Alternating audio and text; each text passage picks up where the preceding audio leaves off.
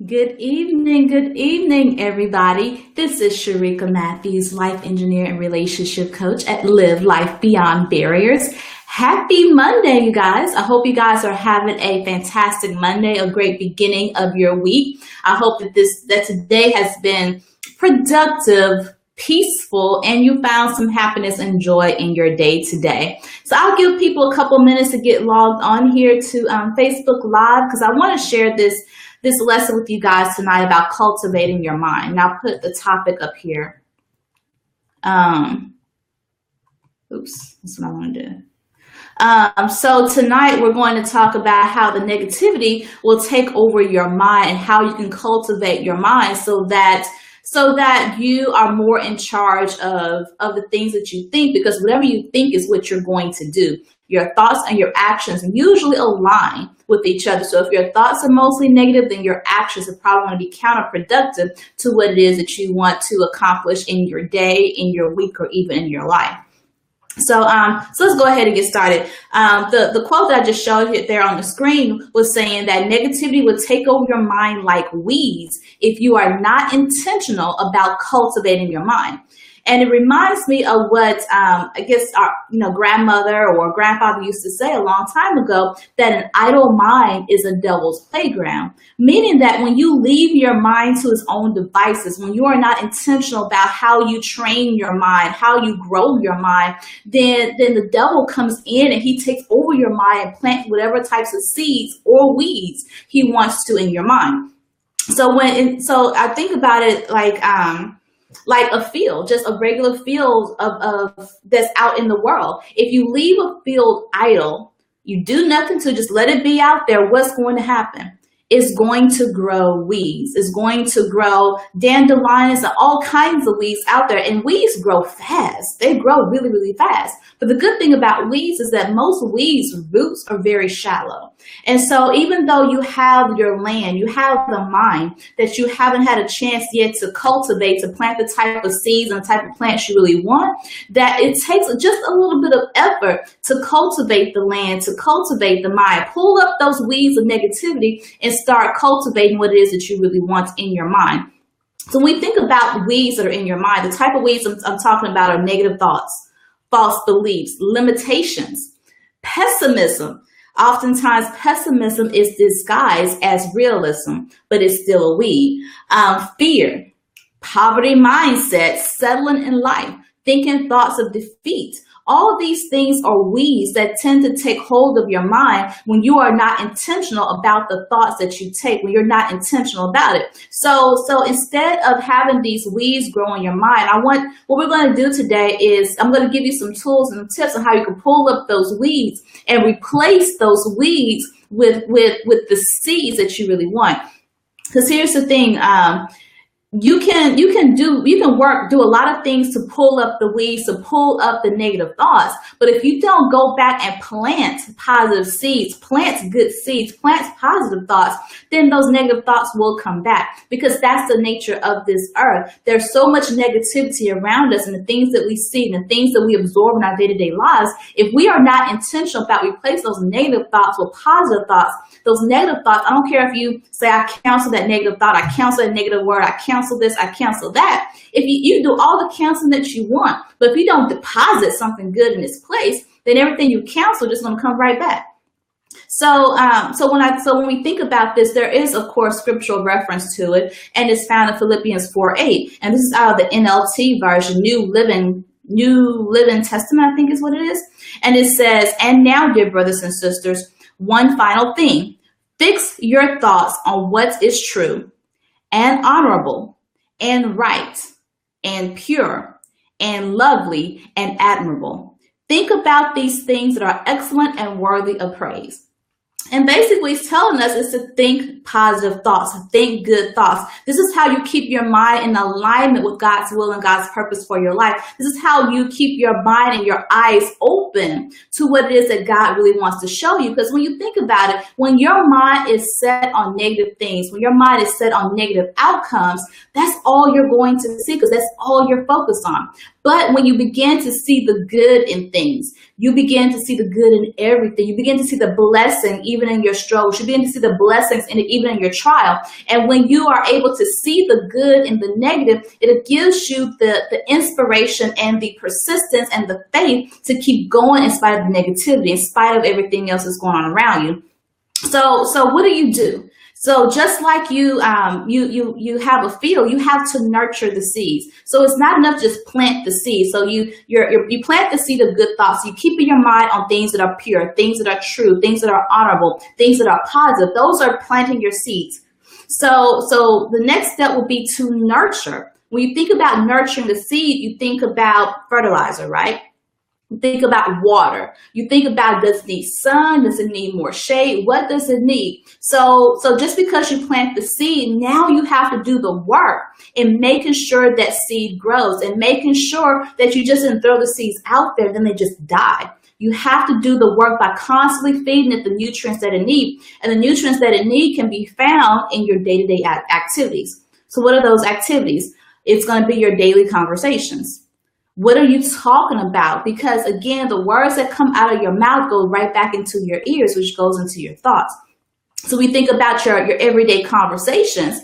Are you talking about things that are positive? Are you seeing the positive in things? Are you seeing the good in things? Are you talking about your blessings, or are you always talking about your struggles? Are you talking about your God-given purpose, or are you talking about all of the negative things that's been happening in your life for the past 2 weeks?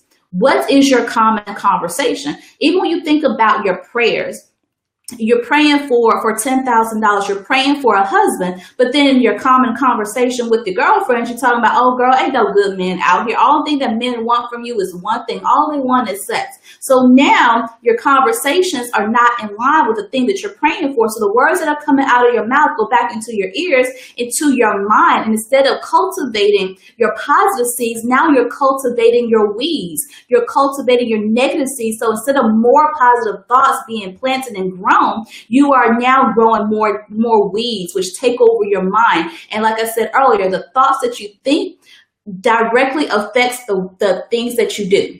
So you want to be intentional about your common conversations. That's how you're going to cultivate the garden of your mind, the thoughts that you're thinking in your head. And then, sorry guys, my nose is itching. What does that mean? It's not money. I think when your hands itch is money. I think somebody, your ears itch is someone talking about you. Your hand itch is money. Your nose itch, who knows? I don't know. But I don't really pay attention to all those superstitions anyway.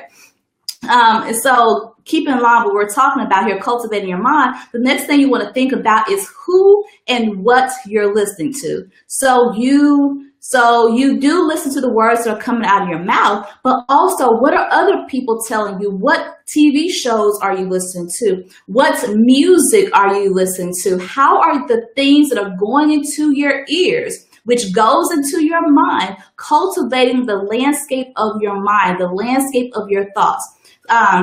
So for example, I listen to a lot of audiobooks. So I make sure that the audiobooks that I listen to are things that's going to cultivate my mind. I listen to the Bible on audio, which if you guys don't do that, I recommend it highly. You can go to audible.com, Amazon, iPhone has a library. Listening to audiobooks on your way home, on your way to work, when you're in the car, because again, those are things that the fertilizer of your mind to help grow those positive seeds. Listen to the Word of God. You can also listen to other audiobooks like Think and Grow Rich, or this other book, the Game of Life, or different things like that. What are you listening to? Then who are you listening to? Oftentimes we have to be a little more discerning about the company that we keep, especially when it comes to our friends and our family. Because if you're hanging around a lot of people who like to gossip, you hang around a lot of people who only talk about the negative things. Again, those are things that are being planted into your mind, and instead of cultivating the positive seeds, now you are cultivating the weeds. So who are you listening to, and what are you listening to? And the last thing is, what are you reading? Because again, everything that you take in with your senses It's going to affect your thoughts. So what are you reading? Are you always reading all these posts on Facebook that really doesn't do anything for your mind? Or are you reading books in Inc. magazine? I'm sorry.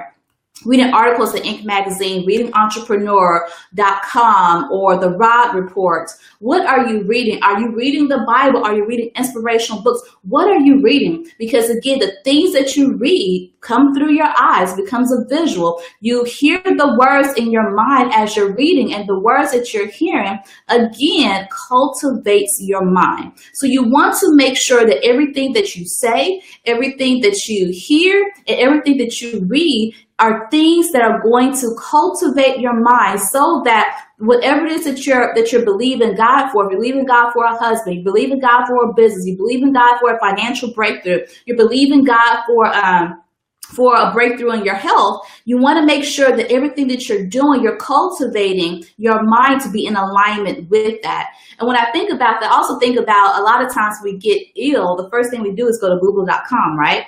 Then we go to WebMD or some other medical site. And if you're not careful, within 5 minutes, the things that you read will have convinced you that the cough that you had is going to kill you.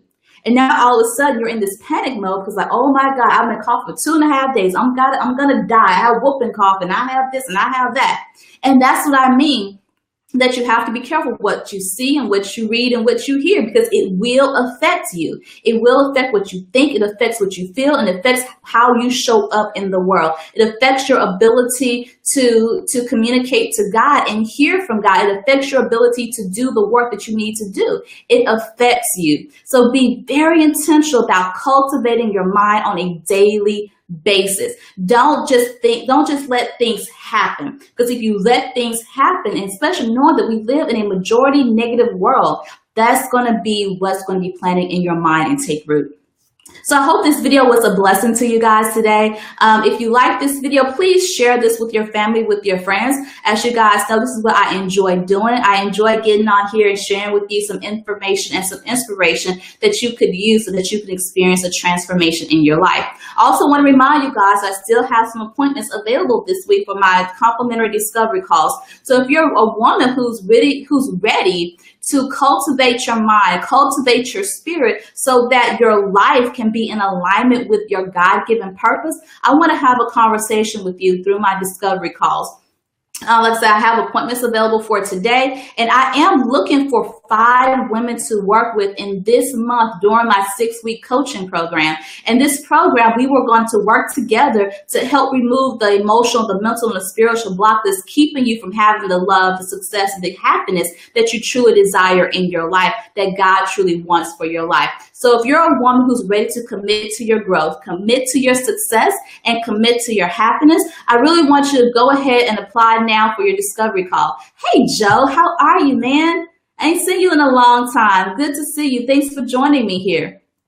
I wanted to ask you to go ahead and apply for a complimentary discovery call now so we can have that discussion too, so that I can understand where you are right now, what you're struggling with the most, and how I can help you overcome and get to where you really need to be. You can apply for this discovery call at bit.ly/I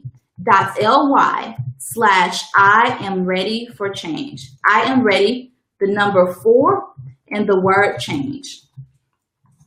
Should be on your screen now. bit.ly/I am ready, the number 4, and the word change. And again, this is a free, complimentary, no risk, no obligation phone call with me that could possibly change the course of your life. So I want to encourage you to sign up for it now. If this is not for you, or this is not the right time, please share this with someone else who may be in a better position to take advantage of this free call. So again, if you guys have any questions or comments about anything I said here today, you can leave a comment below or send me a message here on Facebook.